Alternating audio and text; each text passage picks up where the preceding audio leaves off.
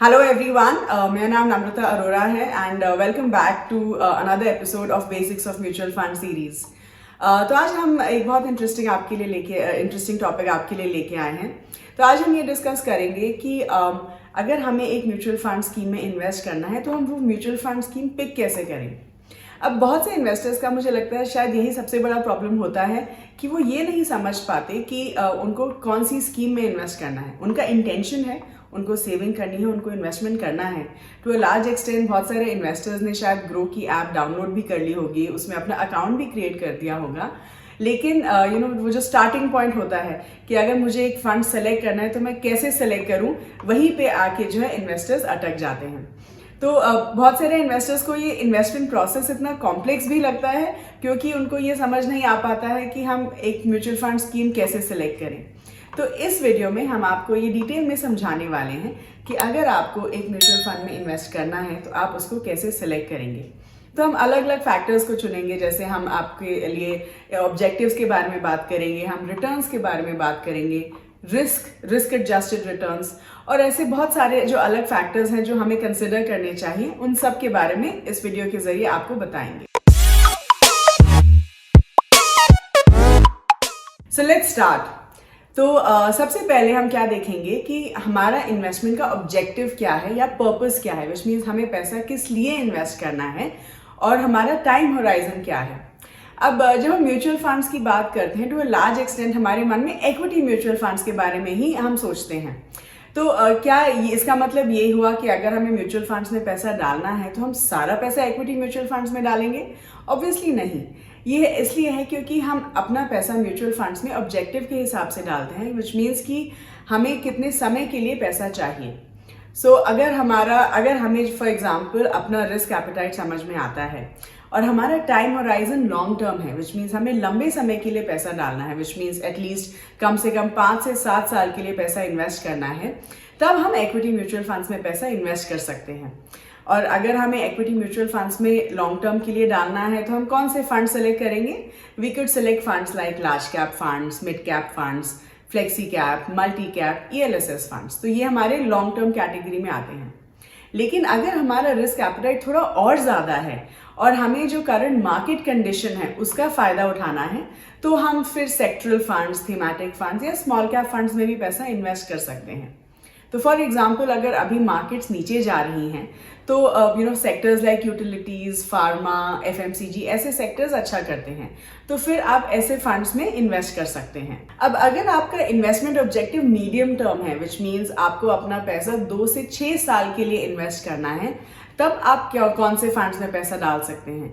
Then you could consider a combination of hybrid funds. तो hybrid funds हो गए जैसे आपके conservative hybrid funds, aggressive hybrid funds या फिर बैलेंस्ड एडवांटेज फंड्स। ये जो भी हाइब्रिड फंड्स होते हैं, ये इक्विटी और डेट के कॉम्बिनेशन में पैसा इन्वेस्ट करते हैं, जिसमें रिस्क थोड़ा कम रहता है। एट द सेम टाइम अगर आपको इक्विटी, डेट और गोल्ड के कॉम्बिनेशन में पैसा डालना है, तब आप मल्टी एसेट फंड्स में भी पैसा डाल सकते हैं। और अगर आपका इन्वेस्टमेंट ऑब्जेक्टिव शॉर्ट टर्म है, विच मीन्स आपको पैसा 1 या 2 साल के लिए इन्वेस्ट करना है म्यूचुअल फंड्स में, तब आप डेट फंड कैटेगरी में पैसा डाल सकते हैं। तो मान लीजिए आपको 1 साल के अंदर पैसा निकालना है फ्रॉम म्यूचुअल फंड्स, तो आप कंसिडर कर सकते हैं funds like overnight funds, liquid funds या फिर अल्ट्रा शॉर्ट ड्यूरेशन फंड्स, लो ड्यूरेशन फंड्स। और अगर आपका टाइम होराइजन है 1 to 2 years, तब आप कंसिडर कर सकते हैं शॉर्ट ड्यूरेशन फंड्स या फिर आपका banking and PSU funds, floating rate funds and so on. तो ये था पहला फैक्टर, इन्वेस्टमेंट ऑब्जेक्टिव। अब जो दूसरा फैक्टर है जो हमें कंसिडर करना चाहिए जब हम एक म्यूचुअल फंड स्कीम सेलेक्ट करते हैं, वो हो गया returns. I am sure all of you will agree कि रिटर्न एक बहुत इंपॉर्टेंट पैरामीटर है और हम सब रिटर्न्स देखते हैं जब हम एक म्यूचुअल फंड स्कीम में पैसा इन्वेस्ट करना चाहते हैं। और रिटर्न्स एक बहुत अच्छा इंडिकेटर है to tell us how a mutual fund scheme is performing. लेकिन जनरल ट्रेंड क्या है? मोस्ट इन्वेस्टर्स जो हैं पिछले 6 महीने का या 1 साल का परफॉर्मेंस या रीसेंट पास्ट के परफॉर्मेंस के बेसिस पे म्यूचुअल फंड्स को सिलेक्ट करते हैं। नाउ द प्रॉब्लम इज, अगर मान लीजिए आपने सिर्फ पिछले 6 महीने के परफॉर्मेंस के बेसिस पे आपने फंड्स को सिलेक्ट किया, तो एज ऑफ मार्च 2022 आपको सिर्फ सेक्टरल फंड्स, थीमेटिक फंड्स या इंटरनेशनल फंड्स में ही अच्छे रिटर्न्स मिले होंगे in the last 6 months। So then the question is कि हमें सिर्फ इन 3 फंड्स में इन्वेस्ट करना चाहिए क्योंकि इनका लास्ट 6 महीने का परफॉर्मेंस अच्छा था। तो इसीलिए what we have to understand is कि जो फंड्स होते हैं या even categories for that matter वो हर साल चेंज होते रहते हैं। तो आइडियली हमें क्या करना चाहिए, हमें ऐसे फंड्स को सिलेक्ट करना चाहिए जो कंसिस्टेंट परफॉर्मर्स रहें in the long run, which means ऐसे फंड्स जिन्होंने कंसिस्टेंटली अच्छे रिटर्न्स दिए हैं in a long duration, not just in 1 or 2 years। तो इसीलिए जब हम बोलते हैं कि हमें लंबे समय के लिए इन्वेस्ट करना चाहिए तो हमें ऐसे कंसिस्टेंट परफॉर्मर्स देखने चाहिए जिन्होंने अलग अलग मार्केट साइकिल्स देखी हैं। तो एटलीस्ट हमें ये पता रहेगा एज एन इन्वेस्टर कि एक मार्केट साइकिल में उस फंड ने अपना पोर्टफोलियो कैसे मैनेज किया है। For example Sundaram large cap fund भी जो है टॉप 3 रैंकिंग में रहा है 4 साल आउट ऑफ द 7 years। तो इसीलिए अगर हम देखें तो ज़रूरी नहीं है कि ये सारे फंड्स टॉप परफॉर्मिंग फंड्स रहे हैं, लेकिन इनका भी रैंकिंग चेंज हुआ है हर साल। लेकिन what we have to understand is कि जैसे एक्सिस ब्लू चिप फंड हो गया या सुंदरम लार्ज कैप फंड हो गया, ये काफ़ी कंसिस्टेंट परफॉर्मर्स रहे हैं इन द लास्ट 7 years।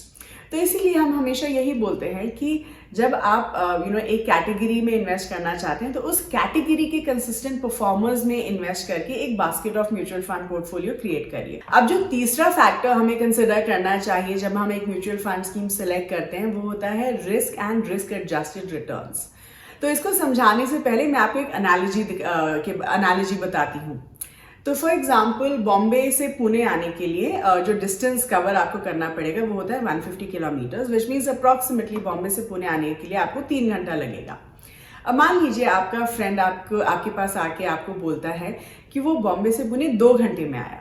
तो सबसे पहले आपके दिमाग में क्या क्वेश्चन आएगा? आपके दिमाग में यही आएगा कि विच मीन्स उसने बहुत फास्ट गाड़ी चलाई होगी तभी वो 2 घंटे में पहुंच पाया। तो उसकी स्पीड कितनी थी? तो मान लीजिए उसने अप्रॉक्सीमेटली हाईएस्ट स्पीड जो टच करी वो थी 150 किलोमीटर्स पर आवर। तो ऑब्वियसली आपके फ्रेंड ने जो है बहुत ज़्यादा रिस्क लिया या बहुत हाई स्पीड पे आया। तो द क्वेश्चन इज क्या was that risk worth it? And क्या वो हर बार जब बॉम्बे से पुणे आएगा क्या वो स्पीड टच कर सकता है? May be not, right. आप 1 या 2 बार कर सकते हैं, आप हर बार उतना रिस्क नहीं लेंगे। अगर हम यही सेम लॉजिक अपने म्यूचुअल फंड इन्वेस्टमेंट्स पे लगाएं तो ऑफ कोर्स हम सबको हाई रिटर्न्स चाहिए, there is no denying that we want to reach our destination at the fastest pace. लेकिन उसके लिए हमने कितना रिस्क लिया है वो भी जानना बहुत ज़रूरी होता है। तो म्यूचुअल फंड्स में जो रिस्क मेजरमेंट टूल होता है जो हमें ये बताता है कि एक म्यूचुअल फंड्स में कितना रिस्क है उसको हम स्टैंडर्ड डिविएशन बोलते हैं। हर इक्विटी फंड में जो है मार्केट रिस्क और फंड मैनेजर रिस्क होता है। और जब हम स्टैंडर्ड डिविएशन की बात करते हैं तो स्टैंडर्ड डिविएशन इन दोनों रिस्क को कंसिडर करके हमें टोटल पोर्टफोलियो रिस्क बताता है। अब क्योंकि स्टैंडर्ड डिविएशन एक रिस्क पैरामीटर नंबर है तो इसका मतलब क्या हुआ कि जब हम 2 फंड्स को कंपेयर कर रहे हैं तो ऑब्वियसली हम ऐसे फंड को सिलेक्ट करेंगे जिसका स्टैंडर्ड डिविएशन कम है क्योंकि ये रिस्क नंबर है। तो for example on your screen आप अलग अलग लार्ज कैप फंड्स देख सकते हैं जिसमें हमने अलग अलग रेशियोज बताए हैं। तो अगर हम इन फंड्स का स्टैंडर्ड डिविएशन देखें तो आपको क्या लगता है कि आपको कौन से फंड्स सेलेक्ट करने चाहिए बेस्ड ऑन स्टैंडर्ड डिविएशन?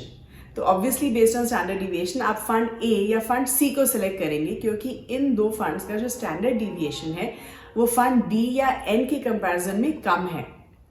जो दूसरा रेशियो हम देखते हैं वो है शार्प रेशियो। तो अब ये शार्प रेशियो क्या होता है? शार्प रेशियो बेसिकली हमें रिस्क एडजस्टेड रिटर्न बताता है, which means for every unit of risk taken एक फंड ने कितना एक्सेस रिटर्न जनरेट किया है। और ऑब्वियसली क्योंकि ये रिटर्न नंबर है ये जितना ज़्यादा हो उतना अच्छा होता है। फिर जो तीसरा रेशियो हम देखते हैं वो होता है अल्फा। अब अल्फा जो है वो हमें एक्सेस रिटर्न्स बताता है, विच मीन्स जो एक फंड का एक्सपेक्टेड रिटर्न है उसके ओवर एंड अबव एक फंड ने कितना रिटर्न जनरेट किया है, और ये भी जितना ज़्यादा बड़ा नंबर हो उतना बेटर होता है। तो अगर हम शार्प रेशियो और अल्फा देखें for the same large cap fund example, as you can see fund A और फंड सी का जो शार्प रेशियो है और अल्फा है वो फंड डी और एन के कंपैरिजन में ज़्यादा है, लेकिन completely fund C stands out in terms of risk and reward ratio. तो ये था रिस्क इक्विटी फंड्स में। लेकिन अगर हमें डेट फंड्स में इन्वेस्ट करना है तो उसमें अलग तरीके का रिस्क होता है। डेट फंड्स में एक होता है क्रेडिट रिस्क, एक होता है इंटरेस्ट रेट रिस्क। तो अगर हम क्रेडिट रिस्क की बात करें तो मान लीजिए आप एक म्यूचुअल फंड पोर्टफोलियो में इन्वेस्ट कर रहे हैं जिसमें जो पोर्टफोलियो बना हुआ है वो है गवर्नमेंट बॉन्ड्स का और AAA रेटेड बॉन्ड्स का। तो इसका मतलब क्या है कि इस फंड का जो क्रेडिट रिस्क है वो बहुत कम है, which means risk of default is very low. और जैसे जैसे क्रेडिट रिस्क बढ़ता है वैसे वैसे उस फंड का रिटर्न जनरेटिंग पोटेंशियल भी बढ़ जाता है। अब म्यूचुअल फंड सेलेक्ट करने के लिए जो दूसरे कुछ पैरामीटर्स या फैक्टर्स आप कंसिडर कर सकते हैं वो है expense ratio, size of the fund and the fund manager. तो अगर हम एक्सपेंस रेशियो और फंड साइज की बात करें तो जनरली जैसे जैसे एक्सपेंस रेशियो बेसिकली दो पैरामीटर से इन्फ्लुएंस होता है। एक होता है फंड साइज, विच मीन्स जैसे जैसे एक फंड का साइज बढ़ता है या जिसका मतलब हुआ कि उसका AUM बढ़ता है वैसे वैसे उस फंड का एक्सपेंस रेशियो कम होता रहता है। एंड जो दूसरा पैरामीटर होता है वो है डायरेक्ट वर्सेस रेगुलर प्लान। तो जो रेगुलर प्लान होता है उसमें एक्सपेंस रेशियो हमेशा ज़्यादा रहता है क्योंकि रेगुलर प्लान में जो है डिस्ट्रीब्यूटर्स को कमीशंस देनी होती हैं जो एक्सपेंस रेशियो से जाती हैं, लेकिन डायरेक्ट प्लान में जो है एक्सपेंस रेशियो कम रहता है क्योंकि उसमें कोई कमीशंस नहीं देनी होती। एट द सेम टाइम सिर्फ साइज ऑफ द फंड के बेसिस पे अगर हम एक्सपेंस रेशियो को कंसिडर कर रहे हैं तो वो भी शायद एक परफेक्ट पैरामीटर नहीं होगा क्योंकि समटाइम्स व्हाट हैपेंस इज कि स्पेशली मिड कैप और स्मॉल कैप स्पेस में जैसे जैसे फंड का साइज बढ़ता है तो फंड मैनेजर को अलग चैलेंजेस हो जाते हैं इन terms of selecting the stock. जितना AUM कम रहेगा एक फंड का तो उस हिसाब से जो है फंड मैनेजर कंफर्टेबली स्टॉक्स को बाय और सेल कर सकते हैं। तो मान लीजिए आपको एक फंड ऐसा मिला है जिसने कंसिस्टेंटली परफॉर्म किया है और उसका रिस्क रिवॉर्ड रेशियो भी अच्छा है, तो फिर आप उसमें इन्वेस्ट कर सकते हैं without worrying too much about expense ratio या फिर साइज ऑफ द फंड। लेकिन जब हम डेट फंड्स की बात करते हैं तो डेट फंड्स में हमेशा एक्सपेंस रेशियो जो है कम होना चाहिए और AUM जो है वो ज़्यादा होना चाहिए, तभी जो है आपको बेटर रिटर्न्स मिल पाएंगे विद रिड्यूस्ड रिस्क। तो अगर हम जो आखिरी पैरामीटर के बारे में डिस्कस करें विच इज़ फंड मैनेजर, तो कोई भी एक म्यूचुअल फंड जो होता है वो एक फंड मैनेजमेंट टीम हैंडल करती है which is a set of professionals, और ये जो फंड मैनेजमेंट टीम होती है ये फंड मैनेजर इसको लीड करते हैं। तो basically what you have to see is कि एक फंड का जो फंड मैनेजर है उन्होंने कितने साल से वो उस फंड को मैनेज कर रहे हैं और हाउ कंसिस्टेंटली उन्होंने इस फंड की परफॉर्मेंस आपको दी है एज एन इन्वेस्टर। और अगर आपको लगता है कि ये फंड की परफॉर्मेंस कंसिस्टेंट रही है और fund manager has done a good job, then it make sense. It also ऐसा भी होता है कि आपने शायद किसी फंड में ऑलरेडी इन्वेस्ट किया है या आप कंसिडर कर रहे हैं उस फंड में इन्वेस्ट करना और आपने देखा है कि वो फंड काफ़ी कंसिस्टेंट परफॉर्मर रहा है, लेकिन इन द रीसेंट पास्ट उस फंड ने उतना अच्छा नहीं किया है। तो फिर एज एन इन्वेस्टर आपको क्या करना चाहिए? क्या आपको उस फंड में से पैसा निकाल लेना चाहिए? So what you have to do is ideally उस फंड की जो अंडर परफॉर्मेंस है उसका रीज़न समझना बहुत ज़रूरी है। क्या इस फंड में कुछ चेंजेस हुए हैं? क्या इस फंड की इन्वेस्टमेंट स्ट्रैटेजी चेंज हुई है? क्या इसका जो portfolio allocation towards stocks and sectors वो बहुत ड्रास्टिकली चेंज हुआ है? तो ये सब पैरामीटर्स देखने के बाद अगर आप कन्विंस्ड हैं with an answer, then you can continue to stay invested. So like I always say mutual fund में इन्वेस्ट करना एक होलिस्टिक अप्रोच बोलता है, and in the same sense हमें अलग अलग पैरामीटर्स को कंसिडर करना चाहिए। सो फॉर एग्जांपल हमें investment objectives, returns, risk adjusted returns, उसका AUM, expense ratio, fund manager, ये सारे पैरामीटर्स को देख के जो है एक फंड में इन्वेस्ट करना चाहिए। Only then we can build a beautiful mutual fund portfolio for ourselves. तो आई ट्रूली होप आपको ये वीडियो अच्छा लगा हो। If you like the video, hit the like button, share it with your friends, and of course subscribe to the Groww mutual fund channel.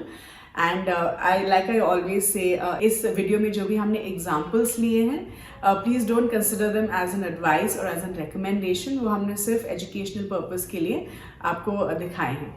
So thank you so much and keep watching.